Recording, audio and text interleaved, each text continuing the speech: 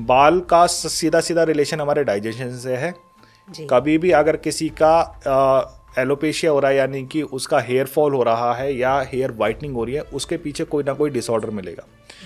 Major disorder इसमें indigestion रहता है। हम लोग कई बार इंडाइजेशन ठीक करते हैं तो पता लगा हेयर फॉल रुक गया उसका, हम लोगों ने हेयर फॉल का ट्रीटमेंट भी नहीं किया। उसका रीजन है आपका अगर हेयर वाइटनिंग हो रही है, हेयर फॉल हो रहा है, दोनों में कहीं ना कहीं जो उसके हेयर की रूट है वो डिफॉर्म हो रही है। तो हम हेयर के रूट का ट्रीटमेंट कैसे करेंगे?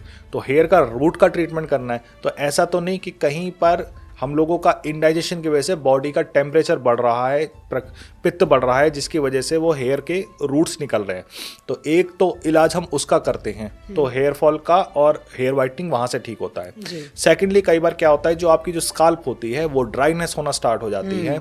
हम वो ड्यू टू जो हम जितना भी केमिकल एक्सपोजर कर रहे हैं, आप देखिए कि हम शैम्पूज भी बहुत लगा रहे हैं, हेयर ऑयल भी लगा रहे हैं, सीरम भी लगा रहे हैं, जिस एनवायरनमेंट में रह रहे हैं तो वो भी हमारा पूरा एक्सपोजर है स्काल्प के लिए। तो उससे क्या होता है कि स्काल्प की ड्राइनेस बहुत बढ़ जाती है। अब स्काल्प की ड्राइनेस हुई तो हम उसको दो तरीके से ठीक करते हैं, इंटरनल ऑयलेशन और एक्सटर्नल ऑयलेशन। अब ये क्या है कि हम लोग उसकी ऑयलेशन करते हैं। जितनी भी हमारी बॉडी की मसल्स हैं इंक्लूडिंग द स्काल्प, उसका फूड है हमारा ऑयल। तो हम लोग क्या करते हैं कि उसको कहते हैं कि भाई आप एक काम करो, गाय का घी सुबह सुबह 1 चम्मच खाली पेट लेना चालू कर दो जी।